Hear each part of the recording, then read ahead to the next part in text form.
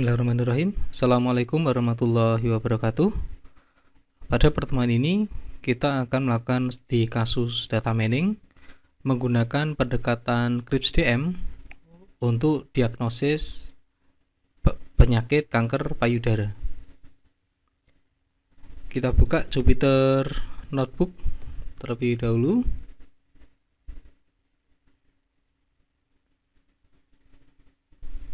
Kita tunggu. Seperti yang pada pertemuan sebelumnya sudah kita bahas, di dalam CRISP-DM nanti terdapat 6 tahapan. Yang pertama adalah business understanding, yang kedua data understanding, yang ketiga adalah data preparation, keempat modeling, kelima evaluation, dan keenam adalah deployment. Nah, pada pertemuan sebelumnya kita sudah membuat project. Kita masukkan ke dalam folder data mining. Ini saya buka folder data mining. Kemudian buat file baru. Ini klik tombol file, kemudian kita pilih kernelnya. Kemudian beri nama file tersebut, beri nama dengan nama breast cancer. Di sini saya sudah membuat file breast cancer.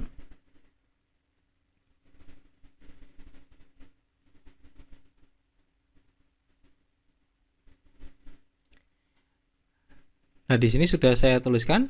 Untuk tahapan pertama adalah business understanding.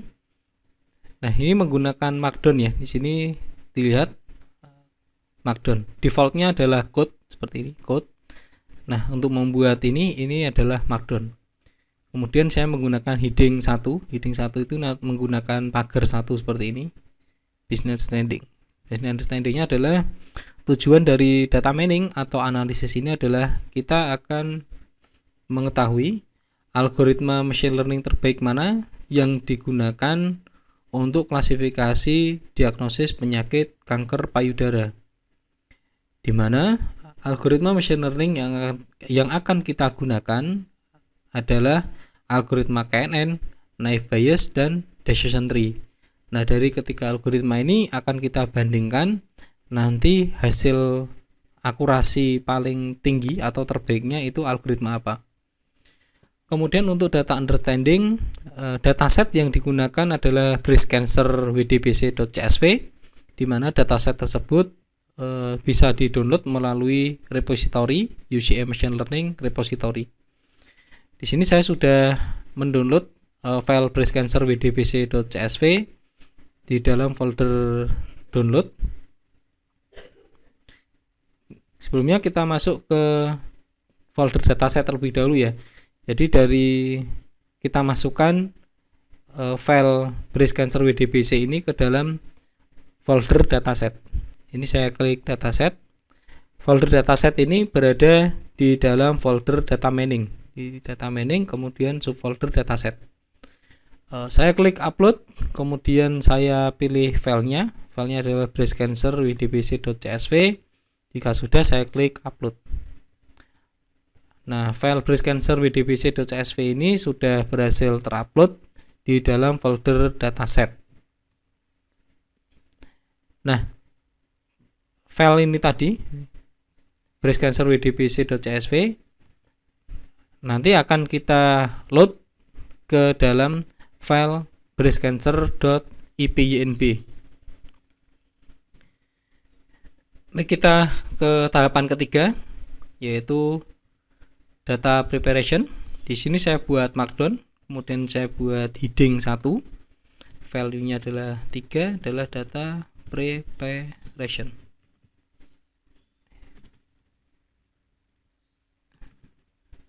Seperti ini. Kemudian saya buat Markdown lagi dengan heading 3, yaitu load dataset. Saya akan memasukkan dataset breast cancer wdbc.csv ini ke dalam file breastcancer.ipynb. Untuk melakukan load dataset kita membutuhkan yaitu library namanya pandas. Hingga kita import pandas as pd. Save, enter, kita tunggu. Nah, jika ada angka seperti ini berarti tidak ada error. Kita lanjut ke langkah selanjutnya, yaitu saya buat variabel namanya BC. BC adalah singkatan dari breast cancer.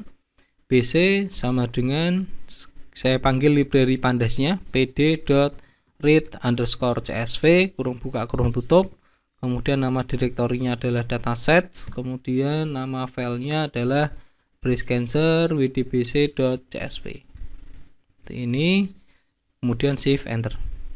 Nah, ini juga tidak ada error di sini. Biasanya saya akan melihat terlebih dahulu deskripsi datasetnya. Di sini saya akan melihat 5 data teratas. Kita gunakan bc.head kurung buka kurung tutup, save enter. Nah, ini adalah 5 data teratas dari dataset breast cancer wdbc.csv. Di sini ada ID sampai dengan ini ada unnamed 32. Harusnya sampai fractal dimension words, tapi nggak masalah.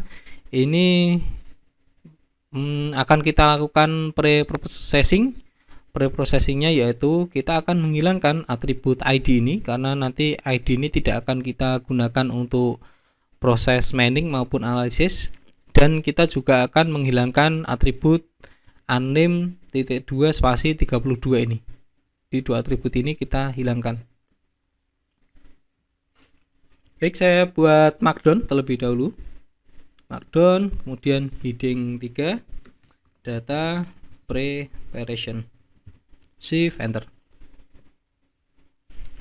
Saya buat komen menghilangkan atribut ID dan atribut unnamed .2 spasi 32. Saya gunakan BC, kita panggil variabelnya BC breast cancer drop, atau kita hilangkan kurung buka kurung tutup, kemudian kurung siku. Yang kita hilangkan adalah ID dan unnamed .2 spasi 32, dimana di sini aksisnya sama dengan 1. Kemudian in place-nya saya set menjadi true. Ya sudah, saya akan tampilkan data breast cancer tadi setelah dilakukan pre-processing data, yaitu setelah dihilangkan atribut ID dan unnamed 32-nya. Setelah pre-processing, save enter. Nah, ini ya, atribut ID dan unnamed sudah kita hilangkan menggunakan drop ini. Baik, kita lihat deskripsi data lainnya. Misalkan di sini saya mau melihat dimensi datanya. Saya klik BC, saya gunakan shape, save enter. 569,31 di sini berarti ada 569 data atau 569 record, dan 31 di sini adalah 31 kolom atau disebut juga 31 atribut, atau ada yang menyebutkan juga 31 fitur. Jadi sama saja. Biasanya saya akan melihat tipe data yang ada di dalam dataset ini. Kenapa? Karena ketika kita melakukan coding menggunakan Python, khususnya untuk melakukan machine learning, tipe datanya harus tipe data numerik. Kita akan mengecek apakah ke semua atribut yang biasa, atribut biasanya harus numerik ya, apakah numerik. Nanti apabila tipe datanya nominal, maka kita perlu melakukan mentransform data nominal tersebut menjadi numerik. Nah, itu sudah kita bahas pada pertemuan sebelumnya. Baik, kita cek tipe datanya. Kita gunakan ini, cek tipe data setiap atribut di BC dot, kita gunakan info kurung buka kurung tutup, save enter. Nah, di sini nama kolomnya ya, dari diagnosis sampai fractal dimension words. Ini tipe datanya. Ini ada objek. Objeknya yang ini kolom diagnosis. Kolom diagnosis ini disebut dengan atribut spesial atau disebut dengan kelas, sehingga ini nggak masalah kalau tipenya adalah objek atau nominal. Kemudian dari radius min sampai dengan fractal dimension words, ini tipe datanya adalah float 64 atau tipe datanya numerik, sehingga nanti kita bisa melakukan dari sini kita dapat melakukan modeling menggunakan algoritma machine learning karena tipe datanya sudah numerik dan kita tidak perlu melakukan transformasi data. Biasanya saya cek juga apakah terdapat missing value di masing-masing atribut, karena beberapa algoritma machine learning itu pasti error apabila datasetnya tersebut mengandung missing value. Baik, kita cek. Di sini saya berikan komentar, yaitu cek missing value.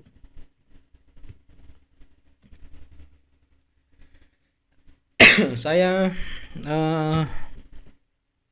panggil variabel bc, kemudian saya gunakan is null kurung buka kurung tutup, is null kurung buka kurung tutup dot sum kurung buka kurung tutup. Nah, ini nanti jika masing-masing atributnya nanti value-nya adalah 0, dapat disimpulkan bahwa tidak terdapat missing value. Kita lihat di sini dari diagnosis sampai dengan fractal dimension words, missing value-nya adalah 0, sehingga ini tidak terdapat missing value.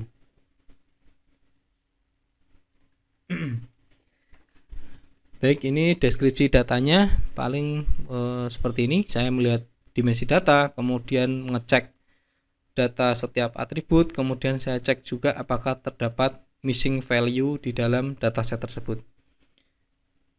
Nah, biasanya di data preparation ini di sini saya buat exploratory data analysis. Ini saya buat markdown, kemudian saya buat heading 3 exploratory data analysis atau EDA. Ini nanti saya akan menggunakan 3 metode. Yang pertama adalah univariate analysis, berarti kita akan menganalisis hanya satu atribut yang kita analisis. Kemudian yang kedua saya melakukan bivariate analysis, yaitu kita akan membandingkan dua atribut, jadi dua atribut kita pakai untuk analisis. Kemudian yang ketiga adalah multivariate analysis, jadi lebih dari dua atribut nantinya yang akan kita lakukan analisis. Baik, yang pertama dulu yaitu univariate analysis. Nah, sebagai contoh di sini yang akan kita gunakan univariate analysis, misalkan diagnosis ya, ini diagnosis, tipe datanya adalah nominal, kemudian berarti kita harus menghitung dulu jumlah datanya, kemudian kita tampilkan dalam bentuk, kalau nominal berarti diagram batang atau diagram bar.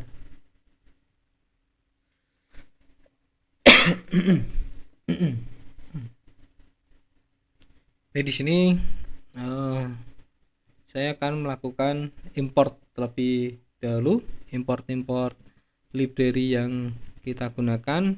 Yang pertama import numpy-np, kemudian kita akan import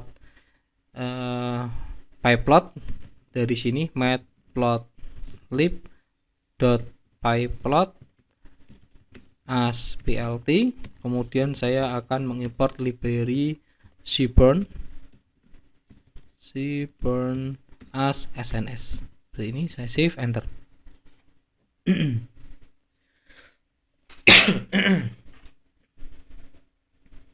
Nah, ini sudah tidak ada error.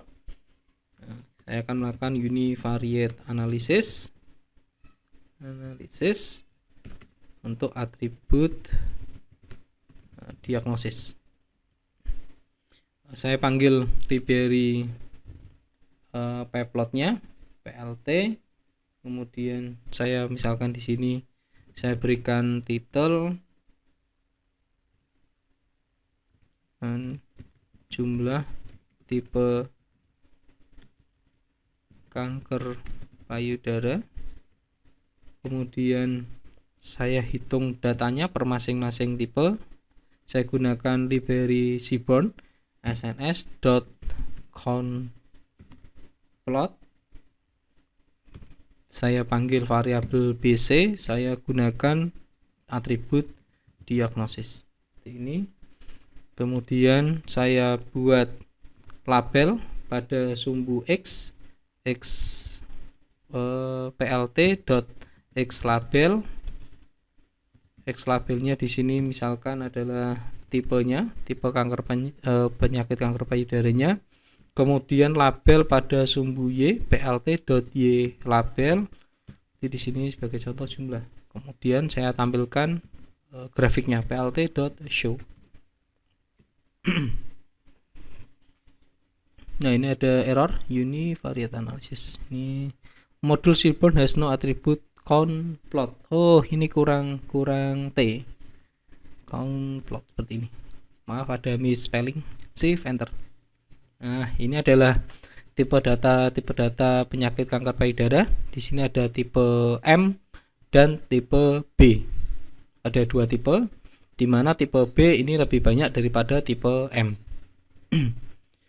Baik, ini untuk univariate analysis. Kemudian saya akan melakukan bivariate analysis. Bivariate analysis. Contohnya di sini saya akan melakukan analisis diagnosis, saya bandingkan dengan radius min. Kemudian contohnya diagnosis saya bandingkan dengan tekstur min. Seperti itu ya. Jadi nanti ada dua bagian. Bagian 1, sini saya akan bandingkan diagnosis dengan radius min. Kemudian pada grafik pada bagian kedua saya akan membandingkan diagnosis dengan misalkan dengan tekstur min. Saya gunakan box plot nantinya untuk bivariate analysis, grafiknya dalam bentuk box plot. plt.subplot di matriks 1,2,1 misalkan.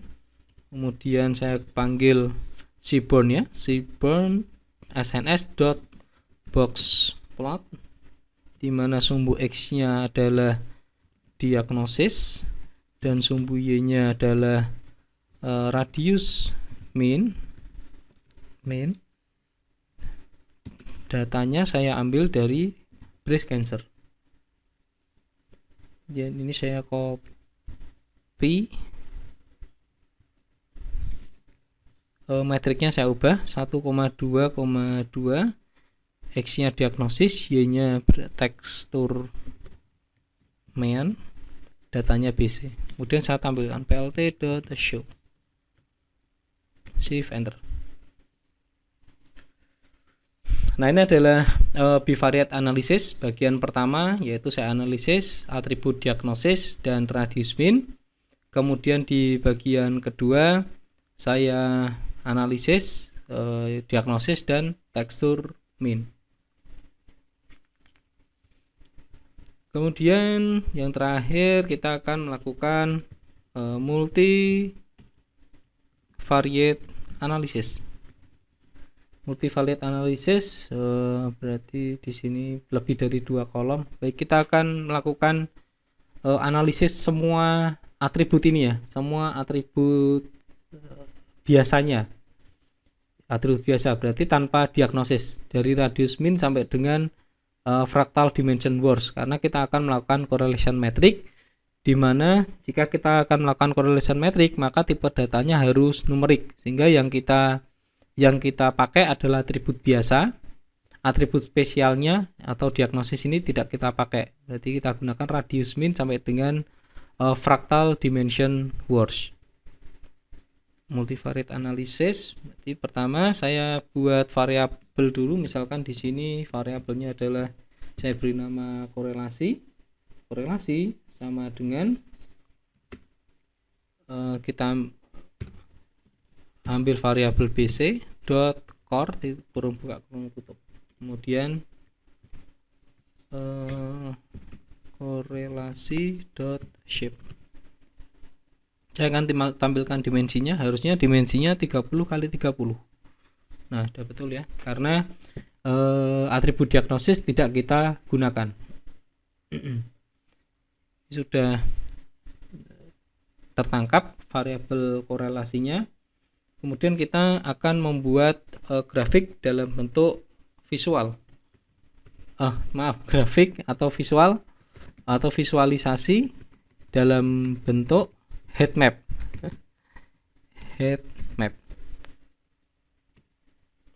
Itu plt dot figure. Saya setting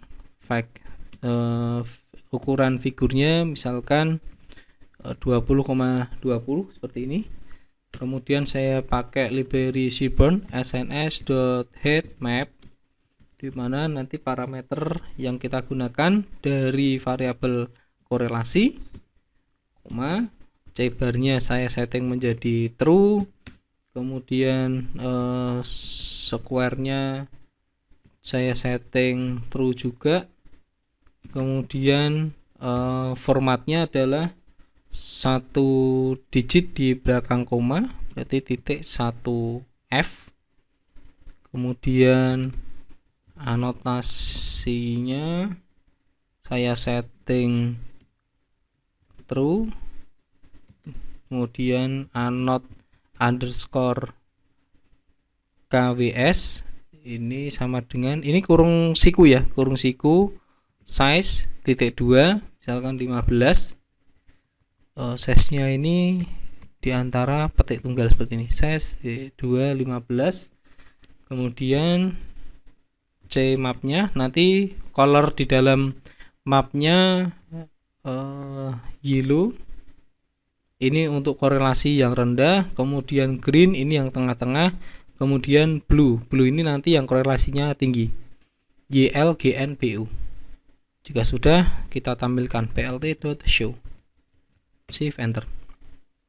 Kita tunggu visualisasi dalam bentuk heatmap-nya, di mana visualisasi heatmap ini kita tangkap dari variabel korelasi dari variabel BC atau breast cancer. Ini di sini terlihat ya, yang biru ini, yang biru atau korelasinya 1, berarti ini korelasinya sangat kuat ini dan positif. Di sini radius min dan yang ketiga adalah parameter min. Radius min dan parameter min ini korelasinya adalah korelasi yang kuat dan korelasinya positif. Bisa diartikan seperti ini, jika value pada radius minnya itu tinggi, maka parameter minnya juga tinggi. Begitu juga sebaliknya, ketika value dari radius minnya rendah, maka value pada parameter minnya juga rendah. Seperti itu. Nah, ini di tahapan ketiga kita sudah melakukan data preparation. Kemudian kita masuk ke tahapan yang keempat, yaitu kita akan melakukan modeling. Di sini saya buat markdown, saya buat heading 1, keempat yaitu modeling. Shift enter. Nah, di dalam modeling ini kita nantinya akan menggunakan 3 algoritma machine learning, yaitu KNN, naive Bayes, dan decision tree. Sebelumnya dari dataset breast cancer WDBC ini nanti akan kita bagi menjadi 2 bagian dulu.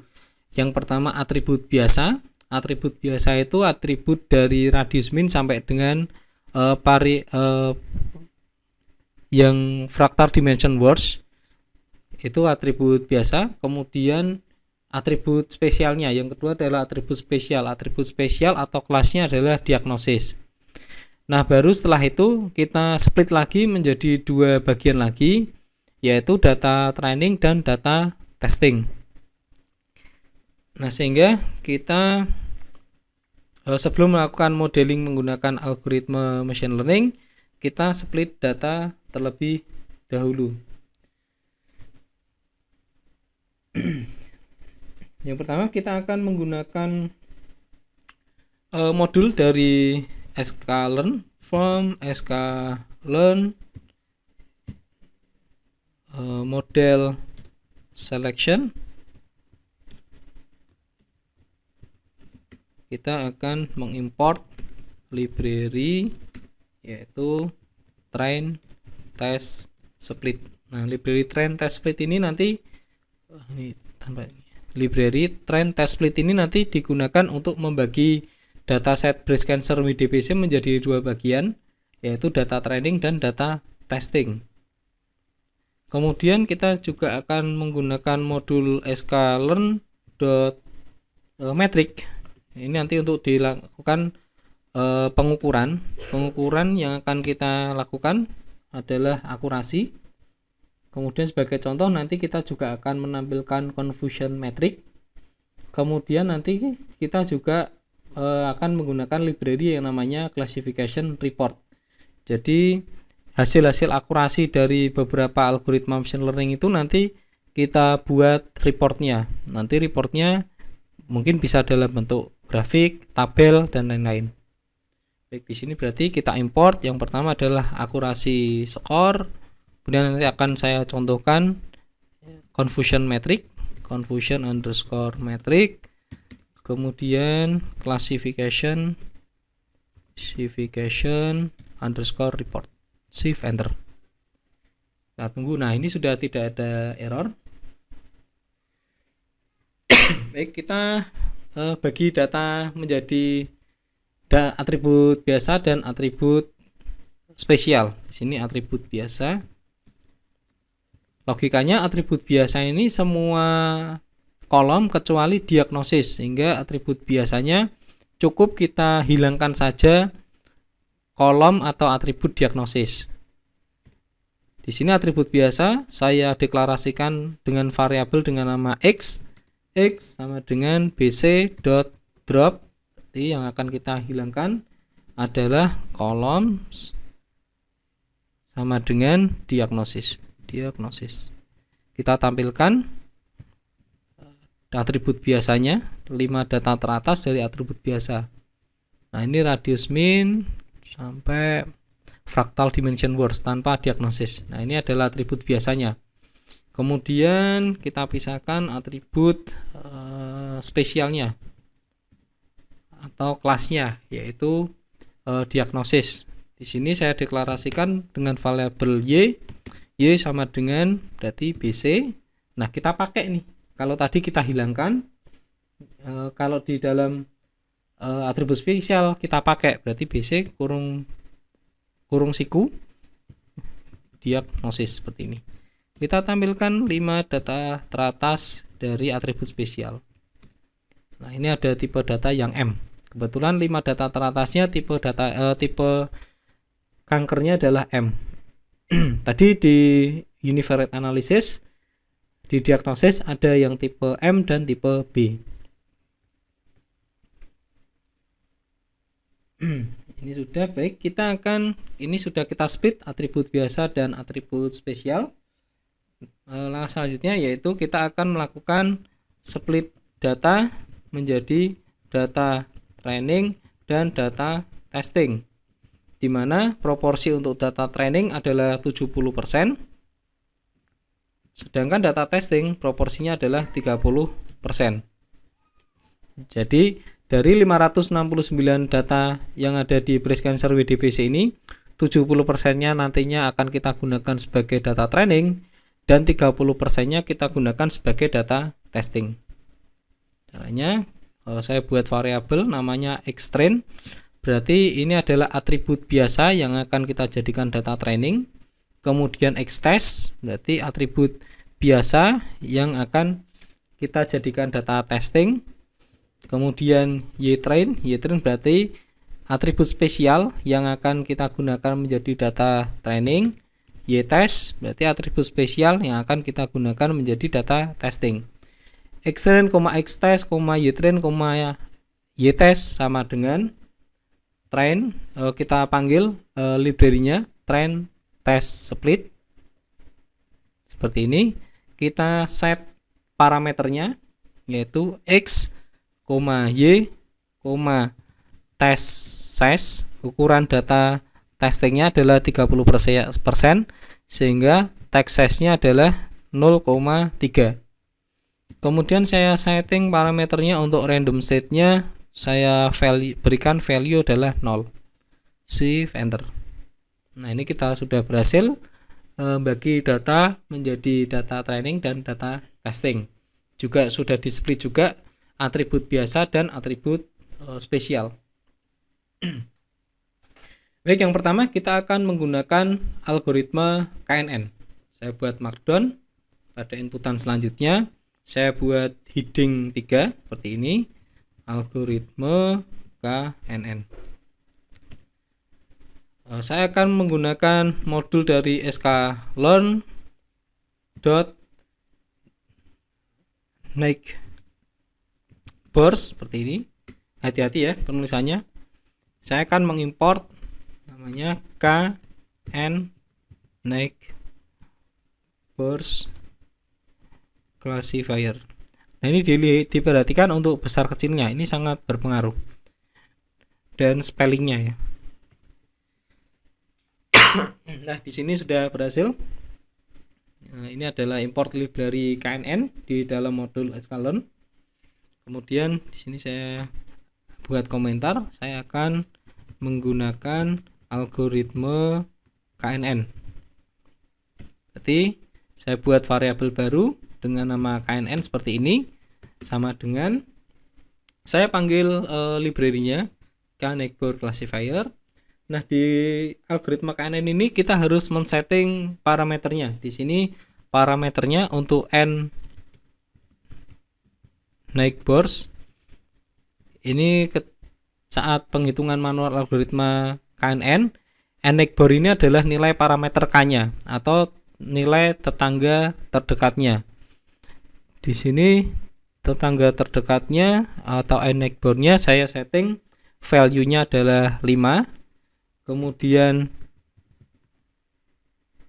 weight-nya adalah distance. Kemudian parameter P sama dengan 2. Kemudian parameter metriknya kita akan menghitung distance atau jarak menggunakan Euclidean.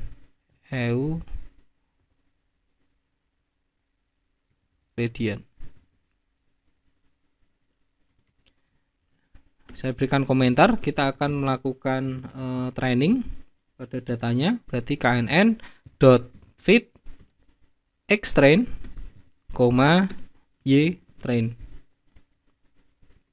Kemudian di sini saya akan melakukan klasifikasi dengan algoritma KNN.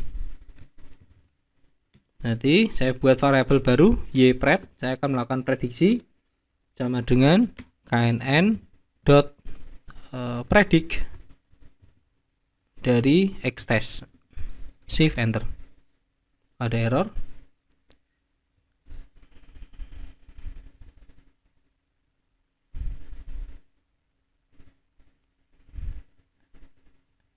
Euclidean. Oh, ini ada yang salah. Ini salah. Euclidean. Ada spelling yang salah. Shift enter. Nah, ini sudah benar ya.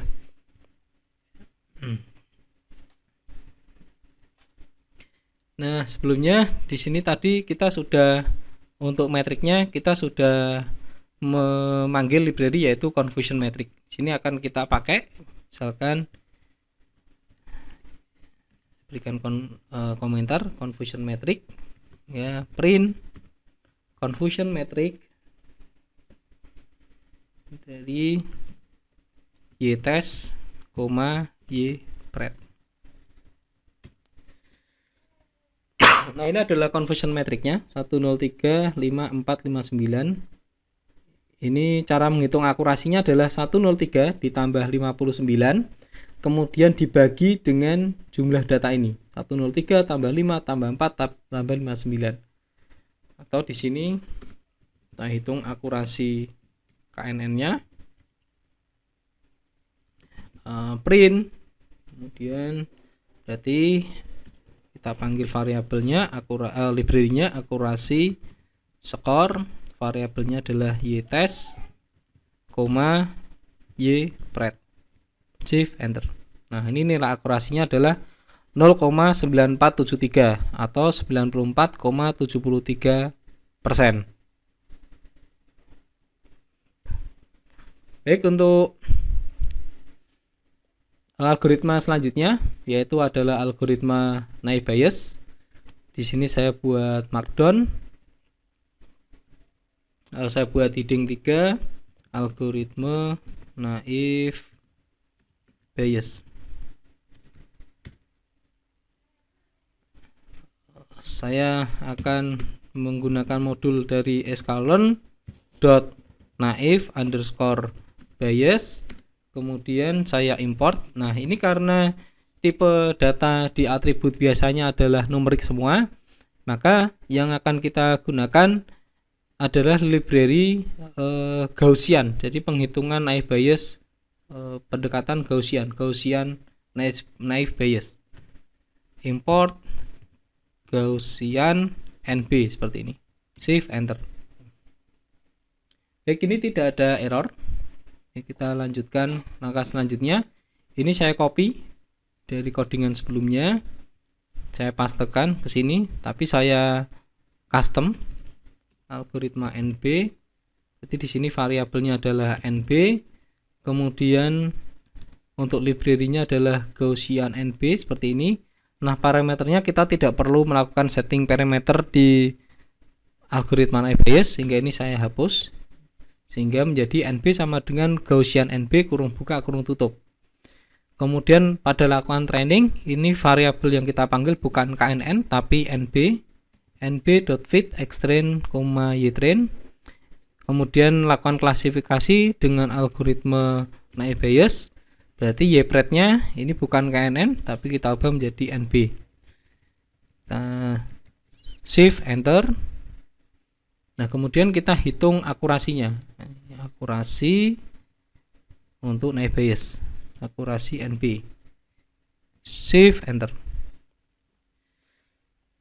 Nah, ini jika menggunakan algoritma naive Bayes pada dataset breast cancer WDBC didapatkan hasil nilai akurasinya adalah 0,9239 atau 92,39%. Nah, ini masih lebih bagus KNN ya.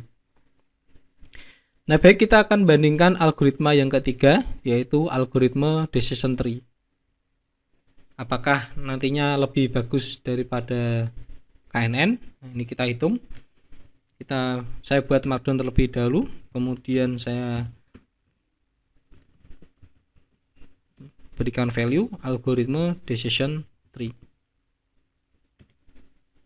Sama, saya akan menggunakan modul dari sklearn. Berarti di sini kalau decision tree itu .tree seperti ini. Import decision tree classifier. Nah, ini hati-hati ya besar kecilnya ya, decision tree classifier. Shift enter. Oh, ini ada no module name. Oh, ini ada misspelling lagi. sklearn seperti ini. Shift enter. Nah, ini sudah berhasil. Ini saya copy dari codingan sebelumnya, saya copy, kemudian saya paste sini, saya custom. Berarti di sini algoritma decision tree, di mana variabelnya saya deklarasikan dengan nama dt. Kemudian ini sama dengannya decision tree classifier. Tidak kita setting parameternya, jadi default. Kemudian pada lakukan training ini dt.fit xtrain, ytrain, lakukan klasifikasi dengan algoritma decision tree seperti ini. Shift enter.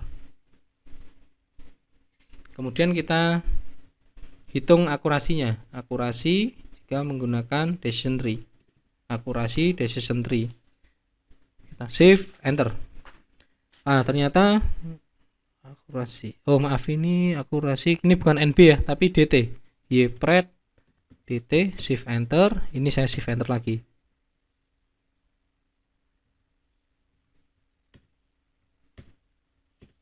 Nah, Ini adalah akurasi jika menggunakan algoritma decision tree, yaitu 0,9181.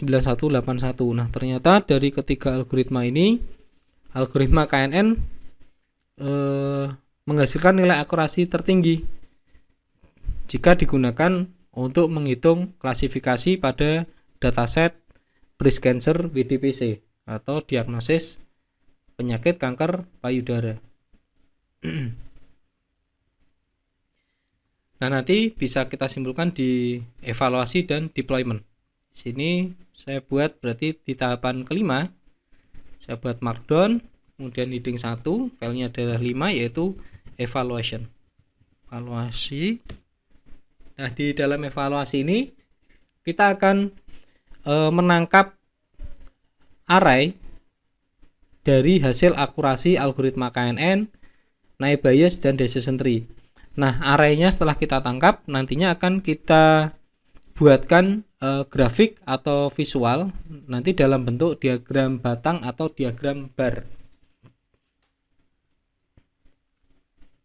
Di sini saya buat variabel baru namanya models, sama dengan ini arraynya adalah variabel KNN, kemudian variabel NB, dan variabel DT. Kemudian yang kita tangkap adalah nilai akurasi. Nilai akurasi sama dengan kurung siku. Nah, kita looping for model in models seperti ini, titik 2. Berarti ypred sama dengan model dot predict. Model ini bisa misalkan model ini berarti array ya, KNN, NB, dan DT. Model dot predict dari xtest. Kemudian akurasinya sama dengan berarti ini ya, akurasi score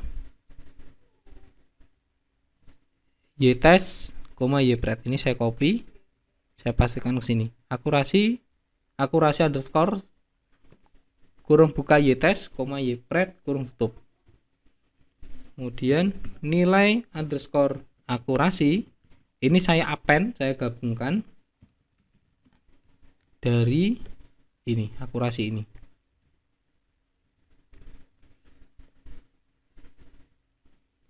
Kemudian saya tampilkan print nilai underscore akurasi.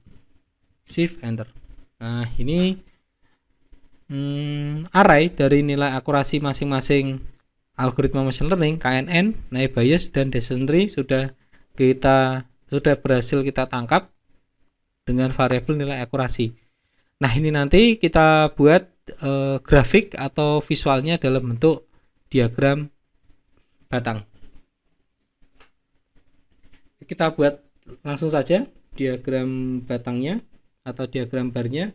Tadi kita sudah mengimport library pyplot ya. Jadi langsung saja plt dot, misalkan ini barnya berarti di sini adalah KNN, naive Bayes, decision tree dari nilai underscore akurasi. Ini oke.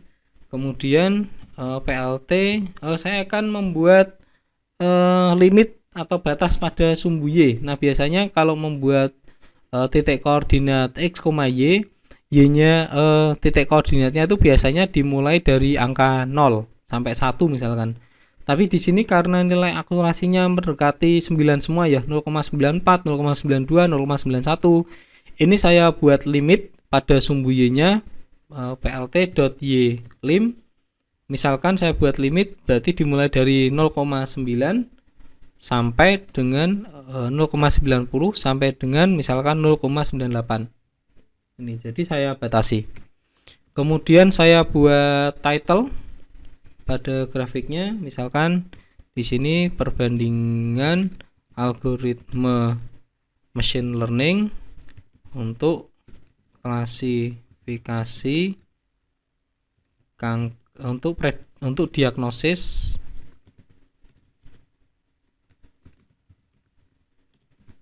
kanker payudara.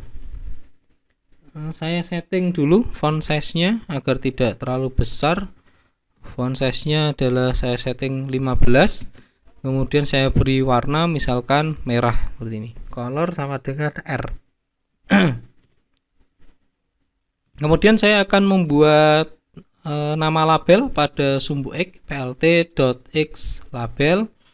Jadi di sini adalah algoritma machine learning-nya. Saya setting untuk font size-nya adalah 12. Kemudian saya beri warna misalkan hijau atau green seperti ini. Dan ini saya copy, saya paste, ini saya ubah menjadi plt y label. Berarti y labelnya adalah nilai akurasi. Sama plt dot layoutnya saya buat tight atau agar tidak terlalu terlihat. Kemudian plt saya tampilkan plt.show, save, enter. Nah, ini adalah grafiknya ya. Nah, y-lim itu ini 0,9 sampai 0,98. Misalkan saya tidak menggunakan ini ya, y-lim ini ya. Maka nanti perbandingan antara ketiga algoritma ini tidak terlihat secara signifikan karena ketiga algoritmanya itu nilai akurasinya mendekati 0,9 semua. Ini sebagai contoh seperti ini ya. Nah, ini dari 0 sampai 1. Nah, ini kan kecil-kecil nih, walaupun ini terlihat ya.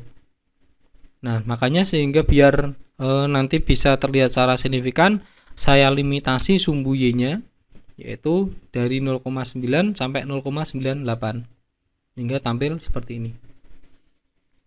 Nah, ini di tahapan evaluasi dapat kita simpulkan. Di sini saya buat markdown.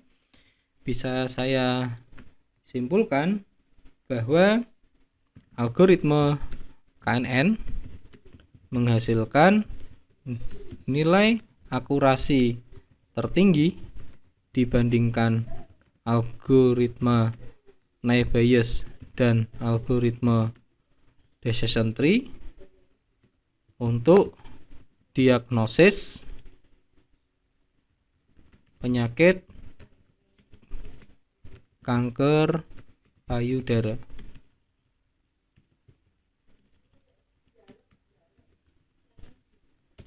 Nah, ini adalah evaluasinya. Nah, sehingga nanti pada tahapan deployment saya buat markdown, saya buat heading 1, 6 deployment. Jika pada tahapan deployment kita akan menggunakan diterapkan algoritma KNN untuk klasifikasi diagnosis penyakit kanker payudara. Nah, seperti ini adalah studi kasus CRISP-DM, pendekatan CRISP-DM untuk melakukan diagnosis penyakit kanker payudara. Dimulai dari business understanding, data understanding, kemudian di data preparation. Di dalam data preparation kita melakukan load dataset, kemudian data pre-processing ya. Ini harusnya data bukan data preparation tapi data pre-processing, yaitu kita menghilangkan atribut ID dan anim 32. Kemudian di dalam data preparation juga kita melakukan exploratory data analysis, univariate analysis, bivariate analysis, dan multivariate analysis. Kemudian pada tahapan yang keempat kita lakukan modeling.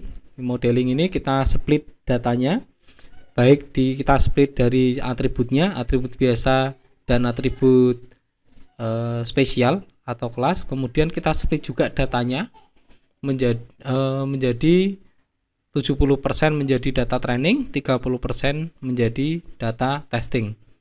Setelah itu kita terapkan algoritma machine learning yaitu KNN, naive Bayes, dan decision tree. Ini nantinya agar menjawab pertanyaan yang ada di business understanding, yaitu dari ketiga algoritma ini mana yang lebih baik untuk dilakukan klasifikasi diagnosis pada penyakit kanker payudara. Lalu di tahapan kelima kita lakukan evaluasi. Nah, di evaluasi ini kita tampilkan dalam bentuk grafik antara algoritma KNN, Bayes dan decision tree, nilai akurasinya kita tampilkan dalam bentuk grafik seperti ini. Kemudian didapatkan hasil bahwa algoritma KNN ini menghasilkan akurasi tertinggi dibandingkan Bayes dan decision tree untuk diagnosis penyakit kanker payudara. Sehingga pada tahapan deployment akan diterapkan algoritma KNN untuk klasifikasi diagnosis penyakit kanker payudara. Baik, sekian pertemuan kali ini saya akhiri. Wassalamualaikum warahmatullahi wabarakatuh.